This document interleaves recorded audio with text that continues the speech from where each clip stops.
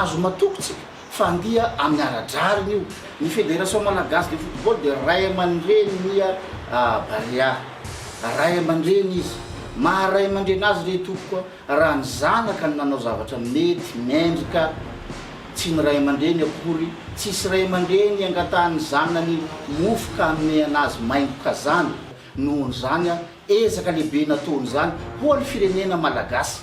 Ka tsy zahay ato amin'ny Fédération zay ray aman-dreny no sanatria hanao ankilabao na hanosibotana andro zanatsika. Manome toky azato isan-jato zahay amin'ny fangaraharana fitantanana.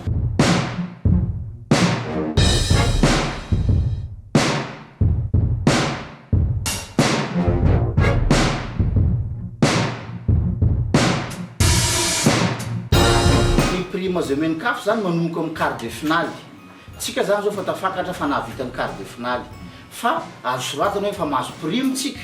Zao tsika tonga amin'ny demi-finale fa mahazo prime tsika, efa prime roa zany azo tsika. Fa sangy le volany mbola tsy aty amintsika Fédération malagasy de football. Farafakely no any amin'ny telo volana aorinan'izao lalao zao vao mety ho azo. Zahay tsy miaina amin'ny ono-ono. Fa be dehibe no manome ono-ono tsao mahafantatra hatramin'le montant.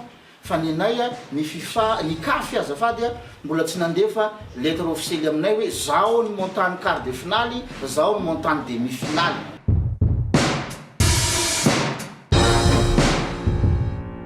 Ny prime matoa ny kafy nohony tsika tafakatra midinganareo quart de finale, demi-finale azo ny coupe tsika zay no meny kafy ny prime.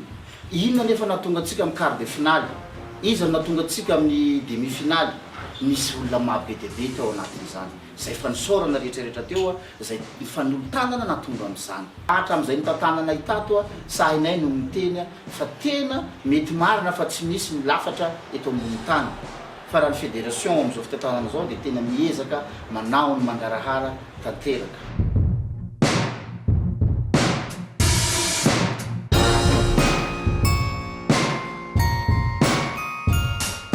Eto manaraotra zahay ato amin'ny Fédération malagasy de football sady mba ho haitsika voaka malagasy satria zao tsika tonga amin'ny dingana manasadalana dia mahatompona andraikitra voalohany ny Fédération malagasy ny baolina kitra miaraka amin'ny ambaratonga rehetra zay tsara sitrapo indrindra moa fa ny fitoram-panjakana zany ny ho fitsenatsika an'ireo mahery fotsika reo satria nitondra ny fanevany firenentsika avo de avo ny Bareatsika ka rariny sady anentanana voaka sahady raha fa tonga ny andro fitsenana azy mba tena haneho an'izany mahay tanteraka antsika zany isika, haneho an'izany hoe tena malagasy mifankaty isika amin'ny fitsenana azy ireo eny amin'ny aéroport Ivato